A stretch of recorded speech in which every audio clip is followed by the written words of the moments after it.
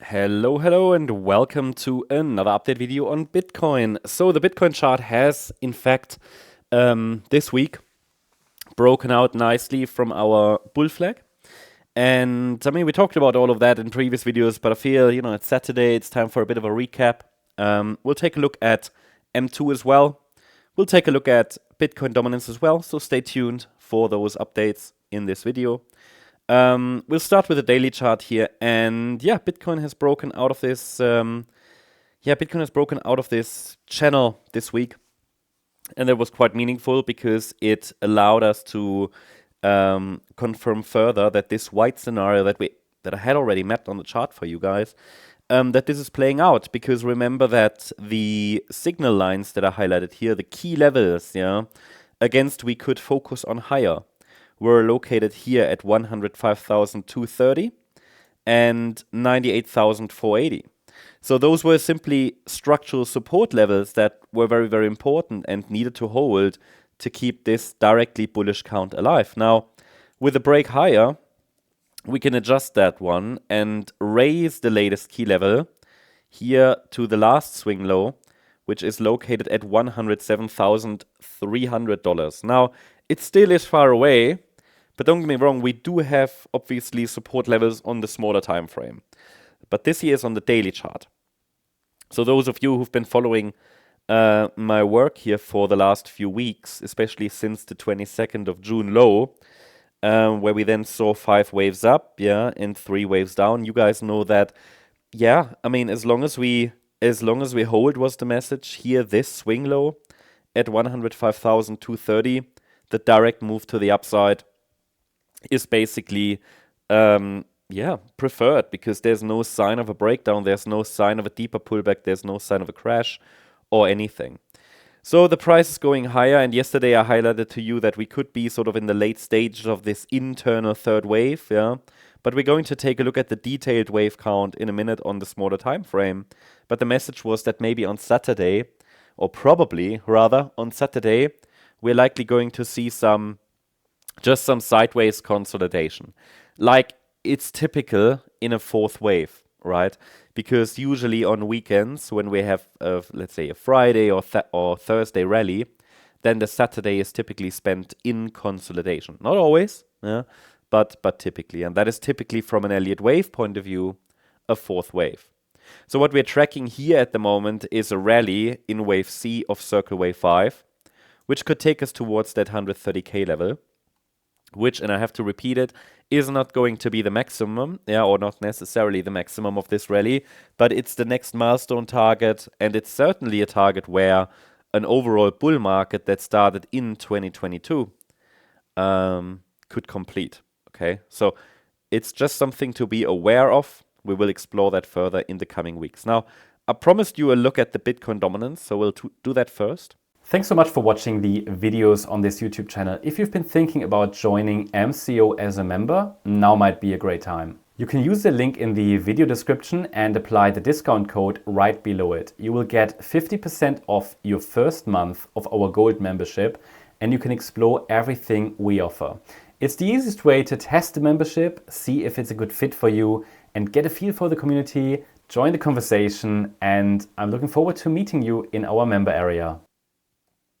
Bitcoin dominance is starting to break down, okay? So you might recall here from previous updates my commentary around Bitcoin dominance, and that I highlighted to you that, look, we have a very complete wave count to the upside. I mean, that's not necessarily me telling you that. You see that on the chart. Some of you have access to our live charts, but even those who don't, I mean, you know the wave count from previous updates probably, because I do cover Bitcoin dominance regularly, sometimes even in dedicated videos. And I mean, the move up here is an A, B, C structure. That's the idea. And the C wave is very full. 1, 2, 3, 4, 5. Whether we go a little higher or find a top in this region, I think we are pretty close to a top. I always mentioned here this trend line is very meaningful. We are nearly there. And I then also showed you these trend channels here. And at the moment, it seems like we're breaking down from the trend channel. That is not yet a confirmation that a top is in, but the scenario would be that we could get another decline here, right? like this, because the entire chart, and I go to the larger time frame here, is basically a range. Down, up, yeah, like this. So basically from up here where the price, not the price, where the value already reacted twice, we've now reached that line again. Not quite, there's a little bit missing, but we're close enough. So we could get a decline and yeah, let's say a pullback or a decline towards the lower support line. Does it mean we have to get all the way down there? Not necessarily, but I think there are some Fibonacci levels which are potentially meaningful here, especially the area here around 44.8% and 48%. So we'll see if the price confirms over the coming weeks and months a top. Certainly possible from here, but please don't think that you can necessarily predict Bitcoin dominance values based on, you know, smaller time frame Elliott Wave counts. That's not how it works. It's not really a concept that should be applied here, especially not on the smaller time frame, but we use it to identify tendencies, yeah. But I mean, the wave count shows the structure to the upside is technically full. We don't need any further upside. But what we have seen so far, and this is what I'm watching for, yeah, we only have a 3-wave move down. Now, what I want to see is a 5-wave move down. From an Elliott Wave point of view, that tells us the trend is shifting. And what I also want to see is a break below the last swing low here at 62%. Okay. I would not be surprised if we get another push maybe towards that yellow trend line, but I treat it as signals that we have now broken down below the trend channel here. It's at least something to watch. It's not a full top confirmation. Now then I promised to you to take a look at the M2 as well, just briefly. Just nothing that I'm tracking constantly here, but you can see that recently the correlation, yeah, came back alive after there was a brief break from correlation here, yeah. But overall, it still points us towards here 130, 140K potentially, yeah. Very, very much in line with my Elliott Wave count. So the idea here is, of course, that yellow Bitcoin, yellow M2, yeah, is often guiding Bitcoin's price. Not always, okay? Just an additional indicator that I started to look at because a lot of people asked me to. And yeah, I mean, there is the correlation. And especially here from the, especially here from the August low again, you see it's correlating nicely. It's been correlating nicely. Yeah, pullback here into the June lows, rally, slight deviation, you could say, but only very slightly. People already called it broken.